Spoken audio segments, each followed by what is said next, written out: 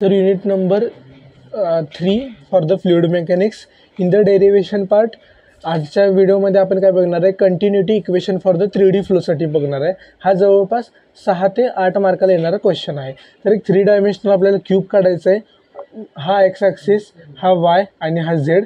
X ॲक्सिसला काय आहे, you दाखवायचं आपल्याला, म्हणजे यू इतकी काय दाखवायचं, फ्लुइडची फ्लो दाखवणारी वेलॉसिटी.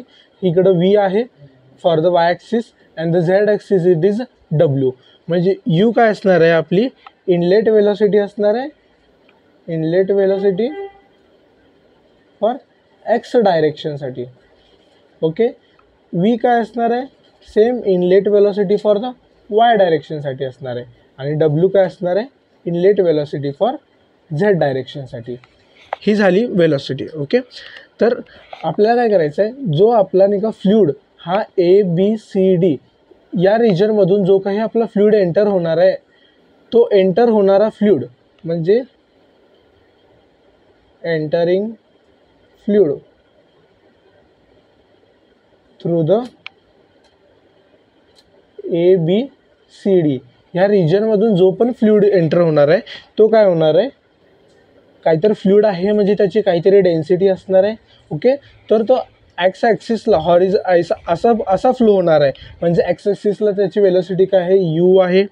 ओके. आणि त्यावेळेस त्याची एरिया घ्यायची आपल्याला.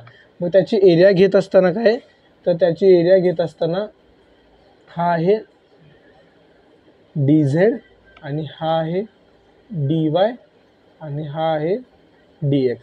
ओके.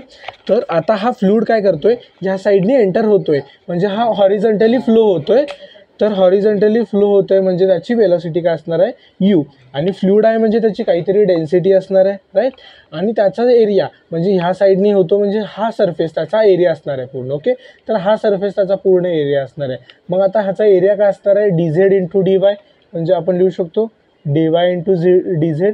हा झाला आपला इक्वेशन नंबर 1. ओके.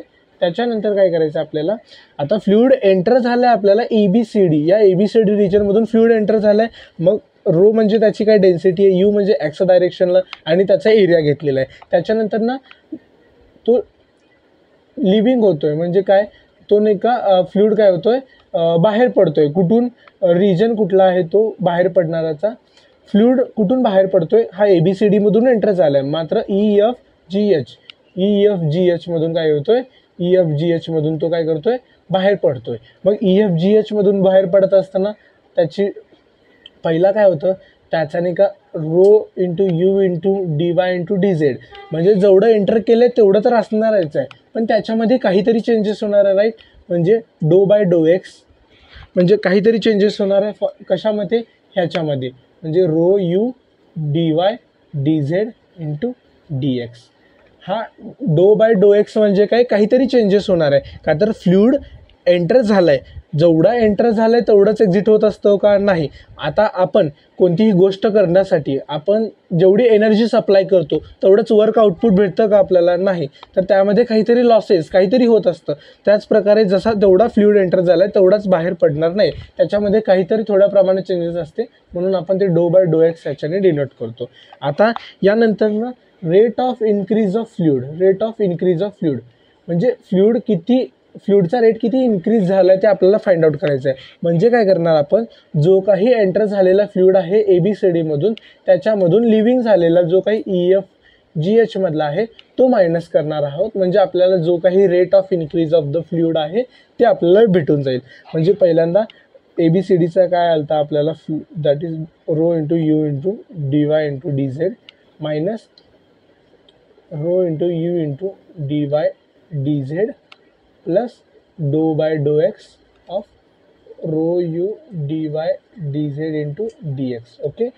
तर काय करूया, rho into DU DY DZ, हा मायनस साईन आतमध्ये गेल्यानंतर ना minus rho into u into DY DZ, आणि हा प्लस परत मायनस झाला, दॅट इज मायनस डो/x of rho u DY DZ into इथं काय आहे DX.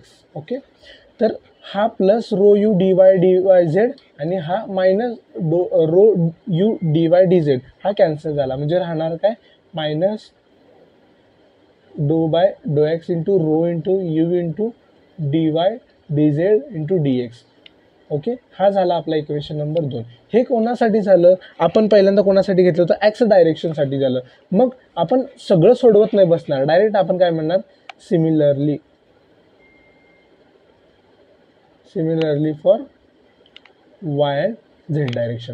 वाय आणि झेडसाठी करणार, कसं करणार आपण, मायनस डो बाय वाय डायरेक्शनसाठी तर डो वाय घेणार, इकडे यू. वाय डायरेक्शनसाठी वेळासाठी आपली ही होती, परत D x d y d Z same राहणार आहे. ओके, आणि झेड डायरेक्शनसाठी सेम राहणार आहे, झेड डायरेक्शन आहे म्हणून झेड घेणार आहे, रो अगेन त्याच्या जागी काय घेणार आहे, W into d x d y into d z. Okay, हा इक्वेशन नंबर 4 झाला. म्हणजे काय, फॉर द एक्स डायरेक्शनसाठी आपण घेतलं, त्याच्यातून जो काही फ्लुइड एंटर झाला आहे आणि जो काही लिव्हिंग झाला आहे, म्हणजे जो काही बाहेर पडलेला आहे त्याचा डिफरन्स घेतला, त्याच्यातून आपल्याला एक इक्वेशन भेटला. सिमिलरली त्याच प्रकारे आपण वाय आणि झेड डायरेक्शनसाठी घेतलेला आहे. ओके, त्यानंतर ना काय करायचं आपल्याला,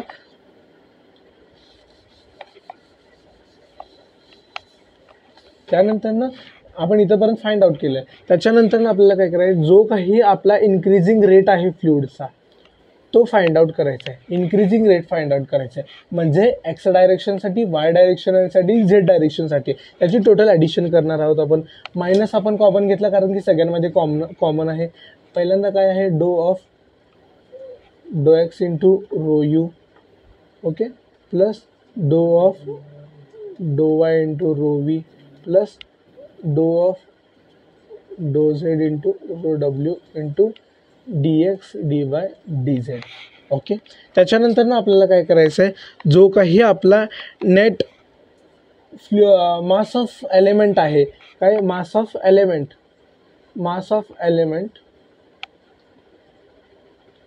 that is rho into d x into d y into d z, हा आपला काय आहे, मास ऑफ एलिमेंट आहे. मग या दोन्ही इक्वेशनला काय करायचं आहे,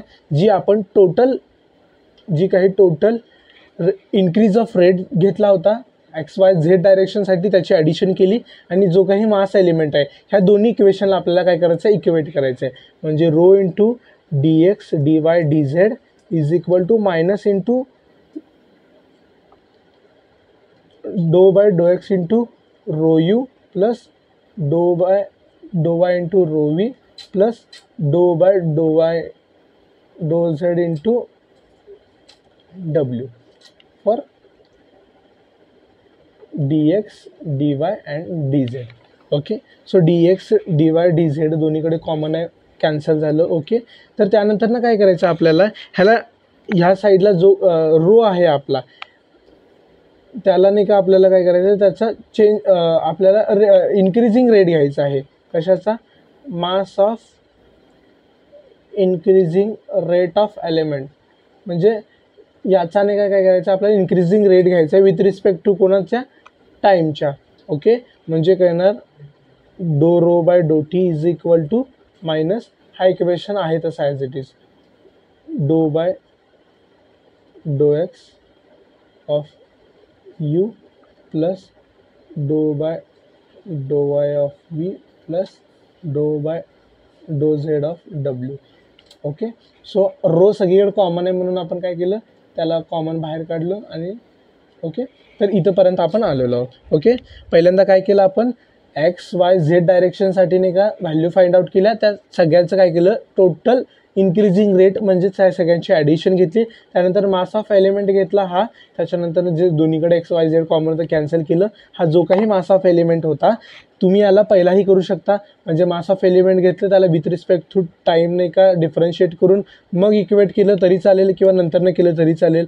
मग डो रो बाय डो टी घेतलं आणि इज इक्वल टू हे केलं. मग आता हा जो काही आपला डो रो बाय डो टी आहे तो इज इक्वल टू, जर का आपण त्याला त्या साईडला जर का आपण नाही का ह्याला इक्वल टू 0 म्हटलं, कारण की रो हा आपला कॉन्स्टंट आहे या पूर्ण थ्रूआउट केसमध्ये, आणि हा rho is equal to also 0, कारण की थ्रूआउट या प्रोसेससाठी आपला रो कॅन्सल आहे. जर का हा 0 असेल आणि हा रो इकडे गेल्यानंतर तो 0 होत असेल, तर जो आपला हा निगेटिव्ह साईड आहे जर का लेफ्ट हँड साईडला आणलं तर डो यू बाय डो x plus dou v by dou y plus dou w by dou z is equal to 0. This is the equation for three-dimensional continuity equation. Okay, for 6 to 8 marks. Okay, thank you.